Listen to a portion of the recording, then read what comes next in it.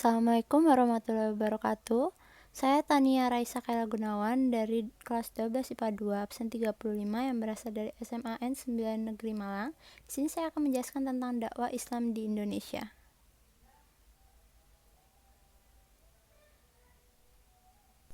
Masuknya Islam ke Nusantara. Terdapat 3 teori besar yang dikembangkan oleh Ahmad Mansur Surya Negara yang terkait dengan asal kedatangan, para pembawanya, dan waktu kedatangannya, yaitu yang pertama teori Gujarat. Pada teori ini dijelaskan bahwa Islam datang dari wilayah Gujarat, India, melalui peran para pedagang India Muslim pada sekitar abad ke-13 Masehi. Yang kedua, teori Mekah. Pada teori ini dijelaskan bahwa Islam datang dari Timur Tengah melalui jasa para pedagang Arab Muslim sekitar abad ke-7 Masehi. Lalu yang ketiga, teori Persia. Pada teori ini dijelaskan bahwa Islam datang melalui peran para pedagang asal Persia yang dalam perjalanannya singgah ke Gujarat sebelum ke Nusantara sekitar abad ke-13 Masehi. Namun secara ilmiah, teori Mekah yang menyatakan Islam masuk ke Nusantara lebih awal, sehingga bukti-bukti pun dicari, dan beberapa bukti yang mendukung teori Mekah yaitu: 1. Menurut sejumlah pakar sejarah dan arkeolog, jauh sebelum Nabi Muhammad SAW menerima wahyu, telah terjadi kontak dagang antara para pedagang Cina, Nusantara, dan Arab. Jalur perdagangan selatan ini sudah ramai saat itu. Kedua, berdasarkan buku Nuh Batudar karya Ad-Dimashqi, Barus juga dikenal sebagai daerah awal masuknya agama Islam di Nusantara sekitar abad ke-7 Masehi. Ketiga, sebuah makam kuno di kompleks pemakaman Mahligai, Barus. Di batu nisannya tertulis Syekh Rukunuddin, wafat tahun 672 Masehi, dan lain-lain. B. Strategi dakwah Islam di Nusantara. Strategi penyebaran Islam dan media yang dipergunakan oleh para pedagang dan mubalik dalam penyebaran Islam di Indonesia. Ada beberapa kegiatan yang dipergunakan sebagai kendaraan atau sarana dalam penyebaran Islam di Indonesia, diantaranya A. Perdagangan, yaitu adanya kesibukan lalu lintas perdagangan pada abad ke-7 Masehi hingga abad ke-16 Masehi. B. Perkawinan dan ekonomi yang lebih baik menyebabkan banyak penduduk pribumi, terutama para wanita, yang tertarik untuk menjadi istri-istri para saudagar muslim. Namun para wanita yang akan dinikahi harus diislamkan terlebih dahulu. C. Pendidikan. Para ulama banyak yang mendirikan lembaga pendidikan Islam berupa pesantren. D. Tasawuf. Akomodasi terhadap budaya lokal sehingga menyebabkan banyak masyarakat Indonesia yang tertarik menerima ajaran tersebut. E. Kesenian. Sunan Kalijaga adalah tokoh yang paling mahir dalam mementaskan wayang. F. Politik. Kebanyakan rakyat masuk Islam setelah rajanya masuk Islam terlebih dahulu.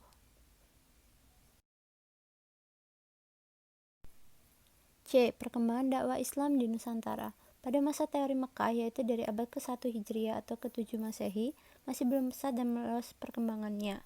Pada abad-abad selanjutnya baru terjadi perkembangan lebih pesat, terutama setelah abad ke-7 Hijriah atau ke-13 Masehi, yaitu 1. Perkembangan Islam di Sumatera. Orang yang menyebarkan Islam di daerah ini adalah Abdullah Arif, hingga ada bukti bahwa Islam diterima oleh masyarakat, yaitu dengan istilah yang mengatakan adat bersendi syura, syarak bersendi kitabullah. Kedua, perkembangan Islam di Kalimantan, Maluku, dan Papua. Pembawa agama Islam ke Kalimantan Selatan, Maluku, dan Papua ini adalah para pedagang bangsa Arab dan para pemubalik dari Pulau Jawa. 3. Perkembangan Islam di Sulawesi. Pembawa agama Islam yang telah masuk ke Sulawesi yaitu Datuk Ribandang dari Sumatera Barat. Setelah Datuk Ribandang berkunjung ke Sulawesi Selatan, Raja Goa yang bernama Karangtonigalo masuk Islam. 4. Perkembangan Islam di Nusa Tenggara. Masuknya agama Islam ke Nusa Tenggara dibawa oleh para mubalik dari Bugis atau Sulawesi Selatan dan dari Jawa. Dari daerah Lombok secara pelan-pelan selanjutnya tersebar pula ke daerah Sumbawa dan Flores. 5. Perkembangan Islam di Pulau Jawa. Dibawa oleh para pedagang Arab dan para mubalik dari Pasai. Penyiaran agama Islam di Pulau Jawa dilakukan oleh para wali yang berjumlah 9 yang dikenal dengan sebutan Wali Songo atau Wali 9.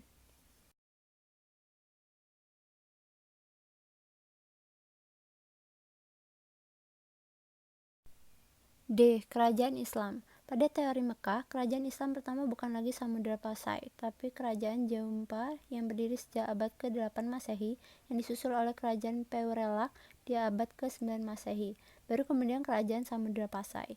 Hanya saja, kerajaan Jaumpa dan Peurelak tidak terlalu populer dan bukan kerajaan besar.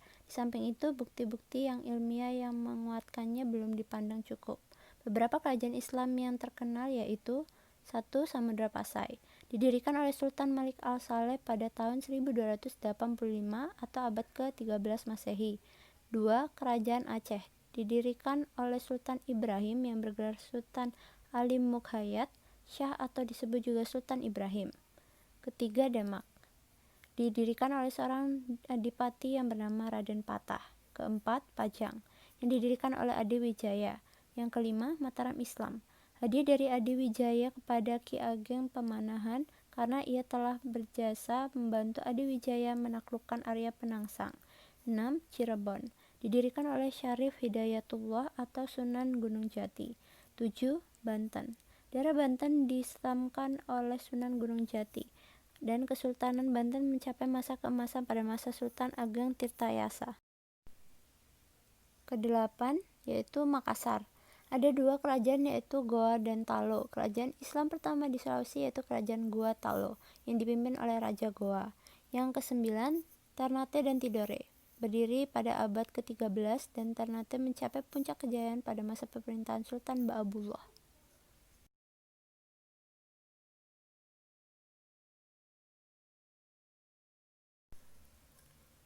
Gerakan pembaruan Islam di Indonesia.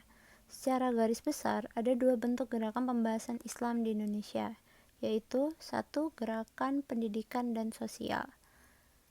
Gerakan pendidikan dan sosial ini terdiri dari A. Sekolah Tawalib, B. Jamiat Khair, C. Al-Irsyad, D. Persyarikatan Ulama, E. Nahdlatul Ulama atau NU, F. Muhammadiyah, dan G. Persatuan Islam atau Persis.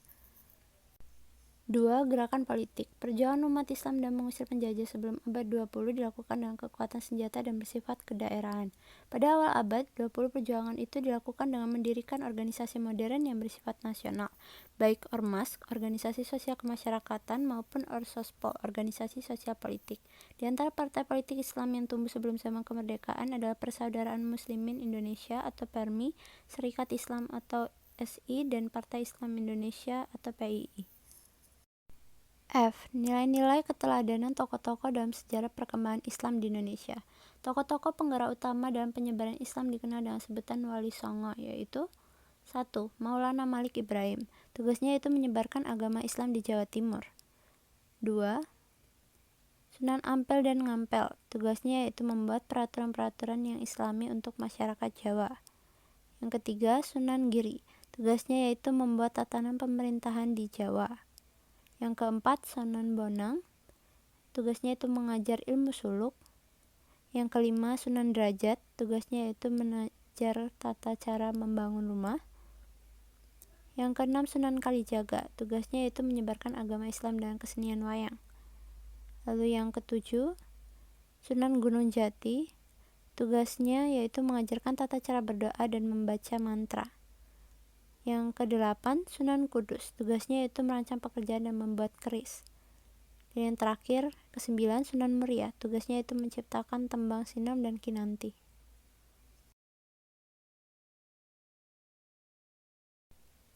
G. Menjunjung tinggi kerukunan dalam kehidupan sehari-hari. Sikap dan perilaku mulia yang harus kita kembangkan sebagai implementasi dari materi ini antara lain yaitu: 1. Menghargai jasa para pahlawan muslim yang telah mengorbankan segalanya demi tersebarnya syiar Islam. Yang kedua, meneladani sikap dan perilaku para tokoh teladan pada masa permulaan masuknya Islam yang mengedepankan cara damai. Yang ketiga, menjadikan semua aktivitas dalam hidup atau pernikahan, perdagangan, kesenian, dan lain-lain sebagai sarana syiar Islam dakwah. Sekian materi yang dapat saya sampaikan. Jika ada salah dalam perkataan saya mohon maaf. Terima kasih. Wassalamualaikum warahmatullahi wabarakatuh.